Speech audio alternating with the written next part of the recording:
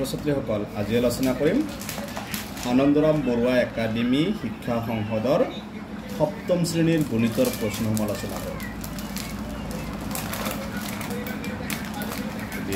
সপ্তম শ্ৰেণী আনন্দৰাম বৰুৱা একাডেমী শিক্ষা সংসদৰ পাঠশালা বৰপেটা অসমৰ এই কিতাপৰ প্ৰশ্নসমূহ আজিৰ পৰা আলোচনা কৰিম। এইটোত প্ৰথম চেপ্টাৰটো দি আছে পৰিমেয় সংখ্যা কাক বোলে। পৰিমেয় সংখ্যা কাক বোলে তোমালোকে জানোয়ে যে জীৱৰ সংখ্যাক আমি পি বাই কিউ আকাৰত প্ৰকাশ কৰিব পাৰি সেইবোৰ হৈছে পৰিমেয় সংখ্যা য'ত Q is not equal zero', তাৰমানে তলতটো জিৰ' হ'ব নোৱাৰে।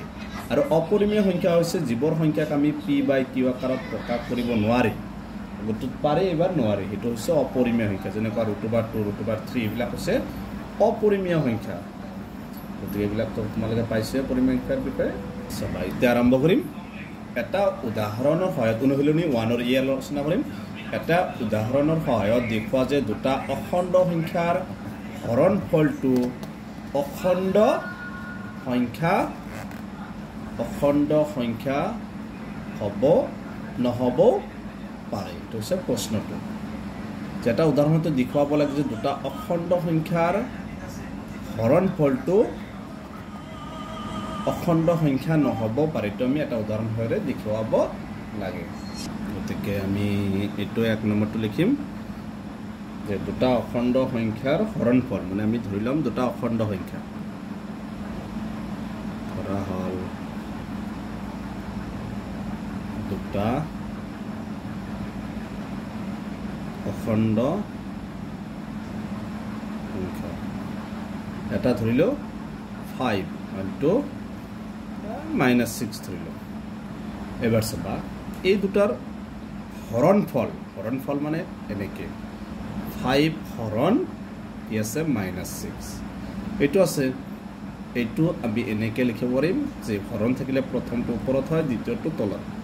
এইটো কি আমি কেঞ্চেল কৰিব নোৱাৰোঁ, যেনে কাটাৰি কৰিব নোৱাৰোঁ। গতিকে এইটো আমাক কৈছে প্ৰশ্নটো এটা উদাহৰণটো দেখুওৱা যে দুটা অখণ্ড সংখ্যাৰ হৰণফলটো অখণ্ড সংখ্যা হ'ব নোৱাৰে। এইটো অখণ্ড সংখ্যা নহয়, কাৰণ অখণ্ড সংখ্যাবোৰ কেতিয়াও পৰিমেয় বা পি বাই কিউ আকাৰত থাকিব নোৱাৰে।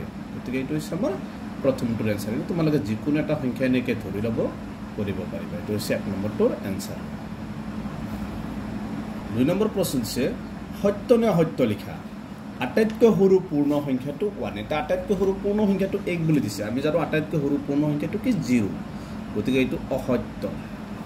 তাৰপিছত 0টো এটা স্বাভাৱিক সংখ্যা নহয়, এইটো সত্য, কাৰণ 0টো স্বাভাৱিক সংখ্যা নহয়, 0টো হৈছে পৰিমেয় সংখ্যা। 0টো হৈছে পূৰ্ণ সংখ্যা। সকলোবোৰ অখণ্ড সংখ্যাই পৰিমেয় সংখ্যা। যে কি কৈছে 3 নম্বৰ, সকলোবোৰ অখণ্ড সংখ্যাই পৰিমেয় সংখ্যা, এইটো কি সত্য। ঋণাত্মক অখণ্ড সংখ্যাবোৰ পৰিমেয় নহয়, এইটো হ'ব অসত্য। যিকোনো এটা স্বাভাৱিক সংখ্যা পূৰ্ণ সংখ্যা হয়, কাৰণ সকলোবোৰ স্বাভাৱিক সংখ্যাই কি হয় পূৰ্ণ সংখ্যা, এইটো কি সত্য। পৰিমেয় সংখ্যাৰ হৰটো 0 হ'ব পাৰে। মই আগতে কৈছোঁ পৰিমেয় সংখ্যাৰ হৰটো মানে পি বাই কিউ, কিউৰ মানটো কেতিয়াও 0 হ'ব নোৱাৰে, গতিকে এইটো হৈছে অসত্য। 0 সংখ্যাটো পৰিমেয়, 0টো পৰিমেয় সংখ্যা হয়, 0ৰ লবটো 0 হ'ব পাৰে। যেনেকুৱা তলত এটা 1 আছে, এইটো পি বাই কিউ আকাৰত প্ৰকাশ কৰিব পাৰি, গতিকে এইটো কি সত্য।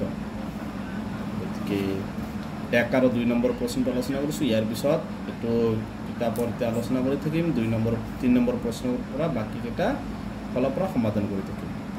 এইখিনি